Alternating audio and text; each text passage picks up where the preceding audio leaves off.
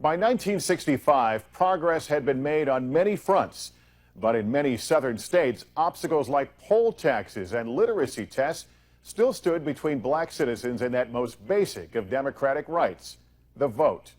When people marched for that right in Alabama, they were met by policemen with cattle prods and billy clubs. 1965 would be another year of great change and great sacrifice. 1965, while African-American soldiers were dying in Vietnam, civil rights workers were dying in the South. A full 10 years after the Supreme Court ordered school integration, and more than 3 years after the federal government declared interstate buses were to be desegregated, blacks in the South still had not achieved the most basic American right of all, the right to vote. If our magnificent young men can die for freedom in a foreign land, how can we refuse them a full measure of freedom and opportunity here at home? In places like Selma, Alabama, poll taxes and literacy tests were imposed in an effort to prevent black voter registration. On one occasion, there was a black man who had a PhD degree, and he was told that he could not read or write well enough. He flunked the so-called literacy test. On another occasion, a man was asked to give the number of bubbles in a bar of soap.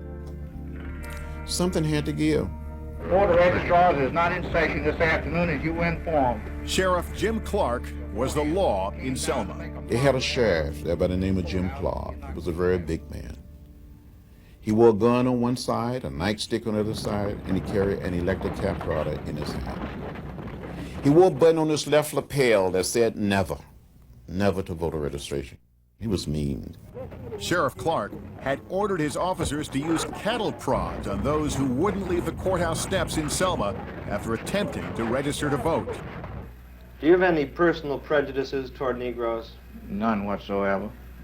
We have never used more than what was absolutely necessary to control the situation at any time. The cattle prod is actually much more humane probably than the nightstick. It's just mild electric shock. As blacks continued to push for the right to vote, the level of violence increased. In February 1965, not far from Selma, a state trooper shot 26-year-old Jimmy Jackson.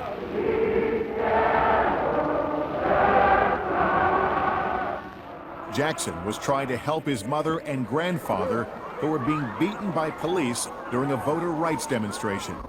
Jimmy Jackson just wanted to vote. Now we must see that Jimmy Jackson did not die in vain. During Jackson's funeral, reporters became targets of the violence. In this case, NBC's Richard Valeriani. Some white segregationist walked up behind me and whacked me with an axe handle. And I put my hand behind my head and looked at it, covered with blood. And some white man walked up to me and he said, "Do you need a doctor?" And I sort of stunned and looked at my hand and said, "Yeah, I think so." And he thrust his face right up against mine and he said, "We don't have doctors for people like you." Jimmy Jackson's death would lead to some of the worst clashes between police and civil rights demonstrators. It would set in motion one of the defining moments of the civil rights movement. And because of what happened to him, we made a decision that we would march from Selma to Montgomery to dramatize to the nation that people of color wanted to register to vote. On Sunday, March 7th, 1965, 600 people started the march from Selma to Montgomery. The day would end in a violent confrontation and forever be known as Bloody Sunday. Governor Wallace had issued a statement on that Saturday saying the march would not be allowed. The only way out of Selma was over the Edmund Pettus Bridge. John Lewis was at the front of the demonstration when they arrived there. And we came to the highest point on that bridge. Down below, we saw a sea of blue. This march will not continue. Alabama state troopers. A man identified himself and said, "I'm Major John Cloud of the Alabama State Troopers. This is an unlawful march and will not be allowed to continue. Go home or go to your church." I give you 3 minutes to disperse and return to your church. And before we could pass word back for people to kneel to pray, Major John Cloud said, "Troopers, advance." Turn around and disperse. They came toward us, beating us with nightsticks, bullpups, trampling us with horses, releasing the tear gas. Lewis, wearing a backpack and a long white coat, was crushed in the onslaught and clubbed. I was hit in the head by a state trooper with a nightstick. I had a concussion at the bridge. I thought I was going to die. I thought I saw death. And to this day, 39 years later, I don't know how I made it back across that bridge, through the streets of Selma, back to that little church. Right now I'm feeling quite exhausted, weak, and a few pains in the head. Quite a few other people are still in the hospital. Martin Luther King Jr. came to Selma and immediately made plans for a second march 2 days later, not knowing if it too would end in bloodshed. Selma is the heart of the Black Belt. Selma is a symbol of the resistance to the right to vote. And for that reason, I will have to be here to march with you tomorrow morning in Selma. Dr. King and 1,500 marchers headed for Montgomery and once again were stopped at the Edmund Pettus Bridge. But this time, instead of walking into a sea of nightsticks, protesters sat down in the middle of the road, said a prayer, and returned to Selma without incident. That night, however, there would be more violence. A white minister, Reverend James Reeb, was beaten to death by members of the KKK. James Reeb has become a martyr of the civil rights movement. Memorial services for him are planned this weekend in several cities, and demonstrations have already begun. About 3,000 clergymen held a memorial service for the Reverend Mr. Reeb. Their other purpose was to ask for more federal intervention in Alabama. Because of what happened in Selma on Bloody Sunday, there was a sense of righteous indignation. So President Johnson made a decision to speak to the nation. And he probably made one of the most meaningful speeches than any American president had made in modern time on the whole question of civil rights, of voting rights. It is wrong, deadly wrong, to deny any of your fellow Americans the right to vote in this country. And he said one man, a good man, a man of God, was killed. He condemned the violence, condemned what happened in Selma. And he introduced the Voting Rights Act. There must be no delay or no hesitation or no compromise with our purpose.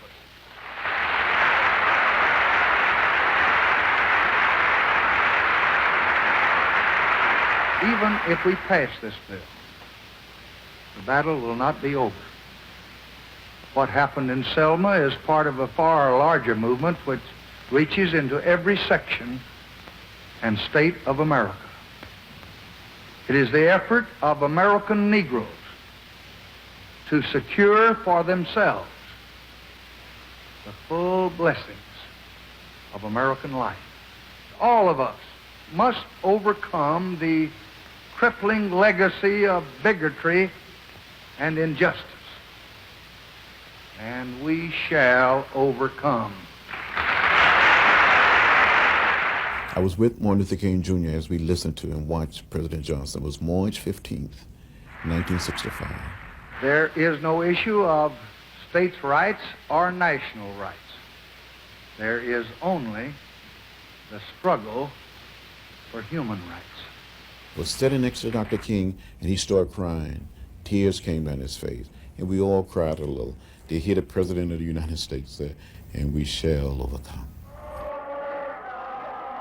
Finally, Dr. King felt he had the full backing of President Johnson to win passage of the Voting Rights Act. And so he organized a third march, a third attempt to walk over the Edmund Pettus Bridge. Destination, Montgomery, for a rally in front of the state capitol. We have the right to walk to Montgomery if our feet can get us there. When 8,000 marchers began their trek on March 21st, 1965, President Johnson wanted to assure them there would be no repeat of Bloody Sunday. He sent hundreds of federal troops, U.S. Marshals, and National Guardsmen to protect them. He also told Governor Wallace the march must proceed. But just before the march was to begin, police found 3 bombs in nearby Birmingham. The demolition experts deactivated them just seconds before the clocks inside said they were set to explode. But dynamite couldn't stop the march either. On March 25, 1965, NBC News provided live coverage as Dr. King and thousands of marchers arrived in the state capitol. The purpose of the march is to dramatize the Negro protest against discriminatory practices against Negroes in registering to vote. Police brutality also became a target of this demonstration. It had taken 4 days to reach Montgomery. This portion of the march that you see now was pre-recorded and flown by helicopter by NBC News to a transmission point.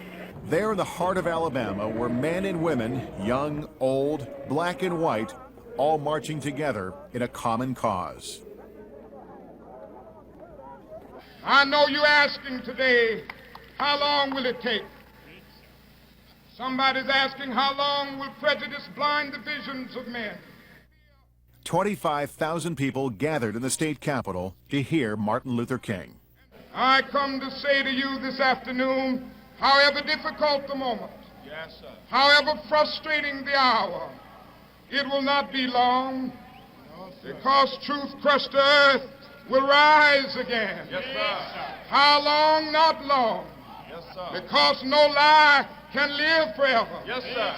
How long? Not long. How long? Because you shall reap what you sow. Yes, sir. There was no violence that day, but violence would come in the dead of that night.